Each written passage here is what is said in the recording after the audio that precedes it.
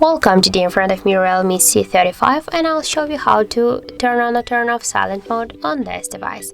So first we should just press up or down volume button here on the left side of our device, and after that you will see here the bell icon. Just click twice on the bell icon, and here you'll see the message that the calls and notifications, they will be muted, and that means that you just turn on the silent mode on your device.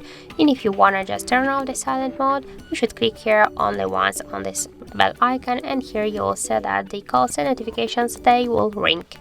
So that's it. Thank you for watching, and if you find this video helpful, don't forget to leave a like, comment, and to subscribe our channel.